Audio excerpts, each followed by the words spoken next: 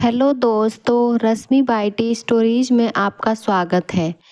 हेमलता जी और माखनलाल जी कमरे में बात कर रहे थे। माखनलाल जी हेमलता जी को समझा रहे थे, आप खामोखा चिंता कर रही हैं हेमा जी। ऐसा कुछ नहीं होगा जैसा आप सोच रही हैं। कौन बताएगा भला शिखा को ये बात? हम दोनों के अलावा और कौन जानता है इस राज के बारे में? ये राज हम दोनों के साथ ही दफन हो जाएगा। इसीलिए ऐसी वैसी बातें सोचना छोड़ दें, इसी में हम सबकी भलाई है। पर ऐसे कैसे छोड़ दूं जी? आज नहीं तो कल जब शिखा की याददाश्त वापस आ जाएगी तो सवाल तो उठेंगे ही ना। कब तक हम इस सच को छुपा कर रखेंगे?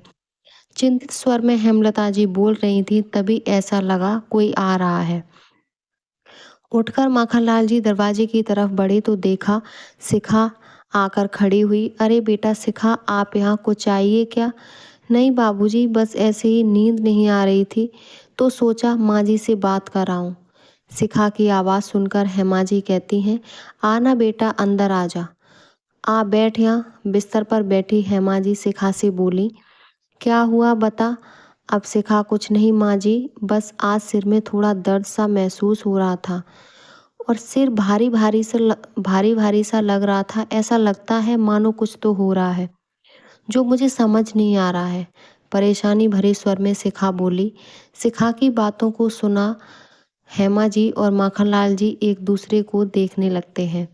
उन दोनों को आभास होने लगता है कि कुछ तो होने वाला है, जिसकी वजह से वे दोनों भी चिंतित रहते हैं। फिर मन से उस भय और चिंता को हटाते हुए हेमा जी कहती हैं, बेटा तुम दिन भर के कामों से काफ़ी थक जाती हो और ऊपर से तुम्हारे दोनों बच्चे तुम्हें और थका देते हैं। शायद इसी की वजह से तुम्हें सिर में दर्द और भारीपन का एहसास होता होगा। ऐसा करो, तुम अभी जाकर आराम से सो जाओ। मैं किट्टू और बिट्टू को देख लूँगी। तू जा सो जा, मैं भी साथ ही सो जाऊंगी। सर पर हाथ फेरते आती हुए हेमा जी कहती हैं, शिखा। हेमा जी की बात सुन कमरे से बाहर निकलकर अपने कमरे में चली जाती है। फिर हेमलता जी मक्खनलाल जी से कहती हैं, देखा जी, मैं कह रही थी ना कुछ होने वाला है।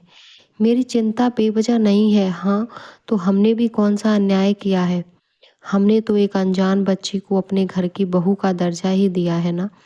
हमने भी तो अपनी बहू को खोया है। उस दर्द को हम आप कैसे भूल सकते हैं हेमा? हाँ, मानती हूँ कि हमने अपनी लाडली इकलौती बेटी समान बहू को हमेशा के लिए खोया है, पर बदले में शिखा जैसी बेटी भी तो पाया। मैं तो आज भी सिहर जाती हूँ जब उस हादसे को याद करती हूँ। एक एक करके सारे पल याद आने लगते हैं। बोलते बोलते हेमा जी की आंखें नम हो जाती हैं। सच में हेमा जी, ऐसी घटना किसी दुश्मन के साथ भी ना हो जैसा हमारी दोनों बच्चियों के साथ हुआ। आखिर क्या हुआ था उस हादसे में और कौन सा राज है? बात करते करते माखनलाल जी और हेमलता जी उस हादसे की एक एक परत को याद करने लगते हैं। बात करीब 3 साल पहले की थी, जब माखनलाल जी और हेमलता जी किसी नदी के किनारे पूजा करने जाते हैं अपनी बहू शिखा के साथ। पूजा पाठ अच्छे से समाप्त होने के बाद थक कर सभी वहीं नदी किनारे एक पेड़ के नीचे बैठ जाते हैं। दोपहर का समय था। चारों तरफ सन्नाटा पसरा हुआ था। इक्का दुक्का आदमी दूर कहीं नजर आ रहा था। थोड़ी देर यूं ही बैठने के बाद जैसे ही ये लोग घर लौटने की ओर बढ़ रहे थे, अचानक कान में किसी के चिल्लाने की आवाज आई। मुड़कर पीछे देखा तो एक महिला को एक मगरमच्छ ने अपने मुंह में दबोच रहा था और वो मदद के लिए आवाज लगा रही थी। उसकी हालत ऐसी थी मानो कहीं दूर से उसे मगरमच्छ मुंह में दबोच कर ला रहा हो। आवाज सुनते ही माखनलाल जी की बहू शिखा नदी की तरफ भागी। हेमलता जी ने पीछे से आवाज दिया, रुक जा बेटी, पर शिखा नहीं मानी और कूद पड़ी पानी में। उस औरत की जान बचाते बचाते शिखा की जान चली जाती है और मगरमच्छ भी वहां से भाग जाता है। शिखा और उस औरत का चेहरा बुरी तरह से मगरमच्छ के द्वारा छीले जाने की वजह से पहचान पाना बेहद मुश्किल था। शिखा तो हमेशा के लिए इस दुनिया से जा चुकी थी, पर दूसरी औरत में अभी भी जान बाकी थी। दोनों महिलाओं को जैसे तैसे अस्पताल पहुंचाया माखनलाल जी ने अस्पताल वालों ने शिखा को मृत घोषित किया और दूसरी औरत का इलाज शुरू किया गया। शिखा की ऐसी हालत थी कि उसका जल्द से जल्द दाह संस्कार करना अति आवश्यक था। इसीलिए माखनलाल जी और हेमलता जी ने शिखा का दाह संस्कार कर दिया। शिखा का पति पवन दुबई में काम करता था, इसीलिए उसका आना संभव नहीं था और शिखा के माता पिता का निधन उसके बचपन में ही हो गया था। तो ले दे के सब कर माखनलाल जी और हेमलता जी ही थी। शिखा के खोने का बहुत दुख था माखनलाल जी और हेमलता जी को। उन्हें रह रहकर शिखा के दोनों बच्चों की चिंता सता रही थी कि अब बच्चों का क्या होगा। दूसरी तरफ जिस औरत की जान शिखा ने बचाई थी, उसकी हालत गंभीर थी। उसकी याददाश्त जा चुकी थी और चेहरा भी पहचान में नहीं आ रहा था, यानी कि पूरी तरह से एक पहेली थी। वो जाने कौन थी, कहाँ से आई थी और कैसे उस मगरमच्छ की शिकार बनी, कुछ पता नहीं था। हेमलता जी को और माखनलाल जी को डॉक्टर ने पहले ही कह दिया था कि यदि इस अवस्था में मरीज को ज़्यादा प्रेशर दिया तो वो कोमा में भी जा सकती हैं। ऐसे में माखनलाल जी को और हेमा जी को कुछ समझ नहीं आ रहा था। काफ़ी सोच विचार करने के बाद माखनलाल जी ने काफ़ी सोच विचार करने के बाद माखनलाल जी ने कहा, हेमा जी क्यों ना हम इस बच्ची को अपने घर ले चलें। जब तक उसकी याददाश्त नहीं आ जाती और चेहरा अपनी बहू शिखा के जैसा ही करवा देते हैं। हमें ऐसे भी कहाँ पता है कि ये कैसी दिखती थी। भगवान भी अजीब खेल खेलता है। जी देखिए ना, एक तरफ हमारी बहू शिखा की जान ले ली और दूसरी तरफ हमें शिखा जैसी बेटी बहू वापस दे दी। अब भगवान का शुक्रिया अदा अदा करूं या उससे अपनी बहू को छीन लेने का आरोप लगाऊं। कहते हैं हेमा जी शिखा को याद कर फूट फूट कर रोने लगी। चुप हो जाओ हेमलता, ये तो ऊपर वाले की ली हुई परीक्षा है और परीक्षा की घड़ी में घबराते नहीं हैं, उसका सामना करते हैं। अगर भगवान की यही मर्जी है तो यही सही। अब ये औरत हमारी बहू शिखा बनकर हमारे साथ ही रहेगी। माखनलाल जी हेमलता जी के कंधे पर हाथ रखकर कह रहे थे। माखनलाल जी की बातें हेमलता जी को भी जायज लगी। दोनों की हामी भरने के बाद डॉक्टर ने प्लास्टिक सर्जरी कर शिखा का चेहरा दिया उस अनजान महिला को और नाम दिया शिखा। क्या शिखा की याददाश्त वापस आती है या नहीं? कौन थी शिखा? जब तबीयत में कुछ सुधार आने लगा तब कुछ दिनों बाद शिखा को माखनलाल जी और हेमलता जी ने अपने घर ले आते हैं। अपने भूले हुए वजूद के साथ, एक नई पहचान के साथ शिखा घर में ऐसे घुल मिल जाती है कि पता ही नहीं चलता था कि वो असली शिखा नहीं है। हर फर्ज बखूबी निभा रही थी शिखा, माँ, बहू, पत्नी। पर 3 सालों बाद जब शिखा का पति दुबई से आया तो पता नहीं क्यों शिखा को कुछ अलग अलग सा महसूस हुआ। कुछ तो था जो उसे रह रहकर याद आ रहा था, वो भी धुंधला धुंधला सा। हेमलता जी पवन को सारी बात बता चुकी थी, इसीलिए पवन भी शिखा से एक दूरी बनाकर रखा था। कुछ दिन भारत में रहकर पवन फिर से दुबई चला जाता है, पर शिखा को पवन की दूरी कुछ खटकने लगती है।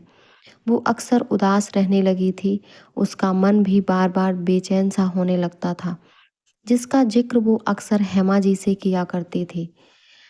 दिन ऐसे ही गुजरते जा रहे थे कि अचानक एक दिन शिखा छत की सीढ़ियों से गिर जाती है और उसके सिर में चोट लग जाती है।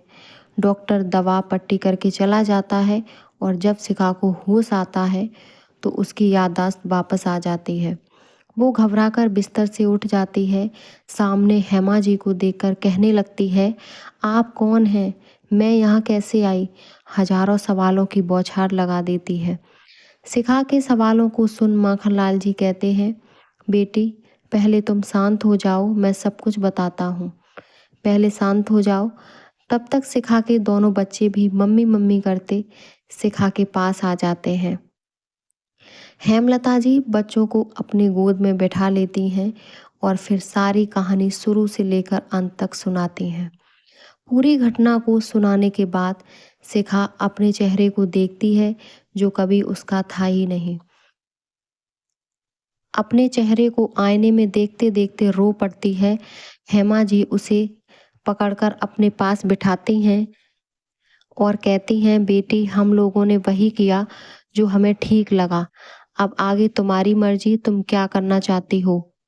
माखनलाल जी भी हेमा जी की हाँ में हाँ मिलाते हुए कहती हैं, बेटा आप आज़ाद हो, हमारी तरफ से कोई जोर जबरदस्ती नहीं है, आप अपने घर वापस जा सकते हो। कौन सा घर बाबूजी, कौन सा घर जाऊं जहां मुझे मारने के लिए हर दिन नए नए प्रपंच करते थे मेरे सास ससुर पति और देवर।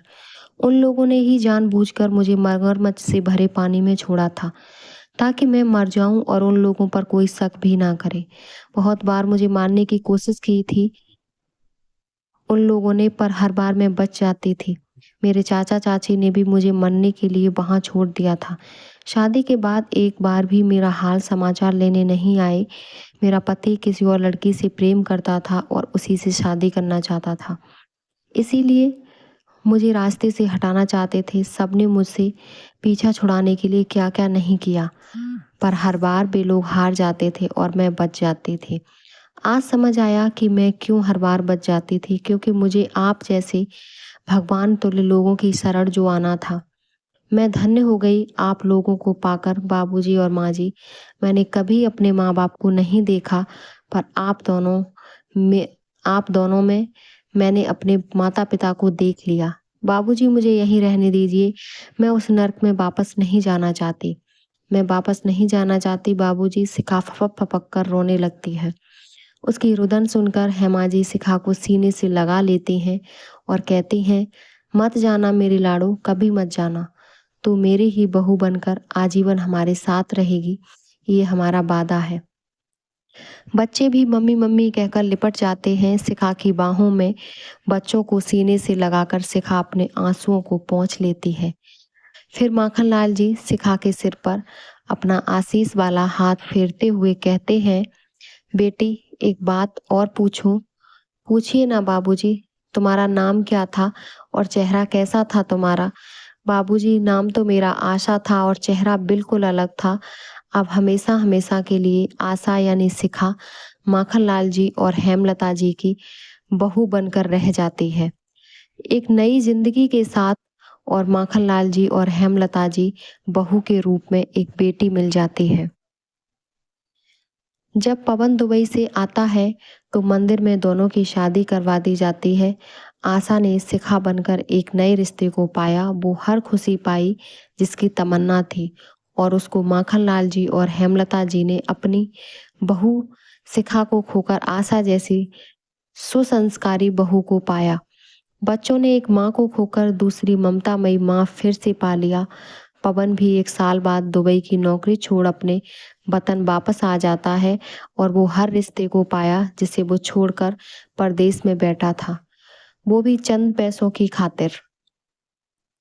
उम्मीद करती हूँ मेरी कहानी आपको पसंद आई होगी।